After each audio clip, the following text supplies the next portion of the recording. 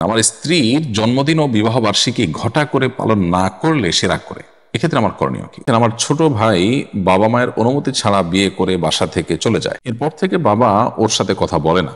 এমনকি তিনি মাকে বলেছেন, তুমি যদি তোমার ছেলের কাছ থেকে কোনো পয়সা নাও, কিয়ামতের মাঠে আমি তোমাকে মাফ করব না। আমার পরিবার খুব ঋণের মাঝে আছে, তাই মা ওর কাছ থেকে নিরুপায় হয়ে টাকা নেন, এতে কি মার গুনাহ হচ্ছে?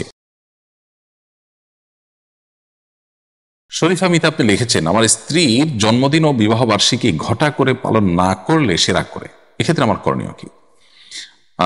সরি, শরীফ মিতা, আপনার প্রশ্নের উত্তরে আমরা বলতে চাই যে স্ত্রী যদি তার জন্মবার্ষিকী বা বিবার্ষিকী না পালন করলে দিয়ে নাখোশ হন, তাহলে তাকে আসলে বোঝানো দরকার। এই সমস্ত আনুষ্ঠানিকতা, এগুলোতে বেশিরভাগ ক্ষেত্রে বাইরের লোকজন ইনভলভ হন। সেক্ষেত্রে আপনার স্ত্রীর সৌন্দর্যতার অবলোকন করেন, সেজেগুজে তাদের সামনে নিজেকে উপস্থাপন করেন। এটা একজন আত্মসম্মান বোধ সম্পন্ন নারী, যিনি বাস্তবতা বুঝেন। অন্য পুরুষরা তাকে দেখে কি চিন্তা করেন, সেই বিষয়টি যিনি জানেন, তার আসলে এ ধরনের কোনো বিষয় তার কোনো আগ্রহের জায়গা বা শখের জায়গা থাকতে পারে না, বা শখের বিষয় হতে পারে না। সেজন্য আপনার স্ত্রীকে আপনার বোঝানো দরকার। সেই সাথে জন্মদিনের সাথে ধর্মবিশ্বাসের একটা বিরাট সম্পর্ক আছে, জন্মদিন উদযাপনের সাথে। তো সেটা তাকে বোঝানো দরকার। আহ যদি একান্ত আপনি না বোঝাইতে পারেন, সেক্ষেত্রে আপনি স্ত্রীর এই রাগের কাছে মাথা নত করে আপনি এই কাজগুলো করতে বাধ্য নন।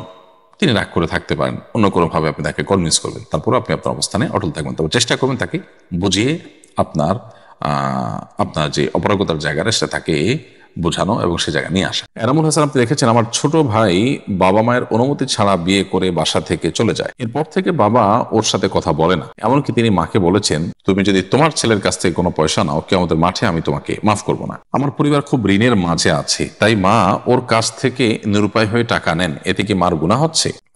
ভাই এনামুল হাসান, আপনার ছোট ভাই অন্যায় করেছেন, মা বাবাকে না জেনে বিয়ে করেছেন। কিন্তু যদি সে একেবারে অজায়গায় না যায়, আপনাদের সাথে সামঞ্জস্যপূর্ণ হয়, এরকম জায়গায় যায় এবং দিনদারিতা মেয়ের ভেতরে এটা দেখে, মেয়ের পরিবারের মধ্যে এটা দেখে সে বিয়ে শাদী করে থাকে, বা একেবারে খুব বেশি যেটাকে বলে অস্বাভাবিক অসামঞ্জস্যপূর্ণ কোনো কাজ না করে থাকে, তাহলে তার এটাকে মেনে নেওয়া উচিত আপনাদের। এবং যেটা করে ফেলেছে সে, সেটাকে সন্তুষ্ট চিত্তে আপনারা গ্রহণ করা উচিত। অন্তত অ্যাটলিস্ট জেনা তো হচ্ছে না, গুনাহ তো করছে না, সেই জায়গা থেকে আপনার বাবাকেও বোঝানো উচিত।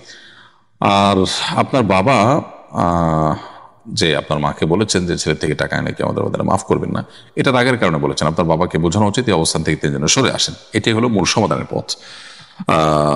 এর বাইরে আপনার মা অবশ্য স্বামী নির্দেশ অমান্য করে সন্তানের কাছ থেকে টাকা নেওয়া উচিত না। সেক্ষেত্রে আপনার মা এবং আপনার বাবাকে কনভিন্স করবেন, বোঝাবেন, আল্লাহর ভয় দেখাবেন যে মানুষকে ক্ষমা করলে আল্লাহ তাকে ক্ষমা করেন, তাকে বোঝাবেন।